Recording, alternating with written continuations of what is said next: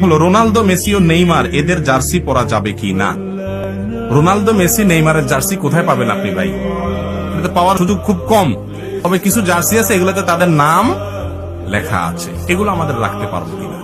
এর উত্তর হলো যে যখন চেতনা ভোতা হয়ে যায়, যখন একজন মানুষ তার ভিতরে কোনো চেতনা বলতে, আদর্শ বলতে কিছু থাকে না, তখন তার মধ্যে আর আসলে সাধারণ অন্য কোনো প্রাণীর সাথে তেমন কোনো পার্থক্য। নেইমার, মেসি এবং রোনালদো ফুটবল খেলায় মাতিয়ে রেখে কোটি কোটি টাকা তারা উপার্জন করে, তাদেরকে দিয়ে বহু এখানে ব্যবসা, জুয়া থেকে নিয়ে হেন কোনো অপকর্ম নাই, সব ব্যবসা খেলাধুলার সাথে জড়িত নাই, সেগুলা করে। মুসলমানের সন্তান, জান্নাতের যাত্রী, মুহাম্মদ সাল্লাল্লাহু আলাইহি সাল্লামের উম্মত, আপনি এই সমস্ত ইহুদি খ্রিস্টানদেরকে আপনার আইকন বানাইছেন, তাদেরকে আপনার স্টার বানাইছেন। এটা আপনার ইমানের সঙ্গে যায় না, এটা আপনার আত্মসম্মান বিরোধী জিনিস।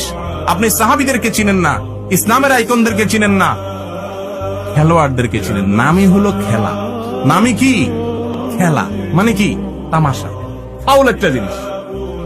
সেই খেলা, এটাকে নিয়ে আপনি সিরিয়াস হয়ে গেছেন যে ওই খেলোয়াড়ের নাম আপনার জার্সিতে রাখছেন। এগুলো আমাদের ইমানের সাথে যায় না, জায়েজ নাই। বিশেষ করে মসজিদে নামাজ পড়তে যে অনেক যুবক ভাই নামাজ পড়ে, সেটাকে আমরা অ্যাপ্রিসিয়েট করি, ভালো কথা, কিন্তু জার্সি পড়ে যাবেন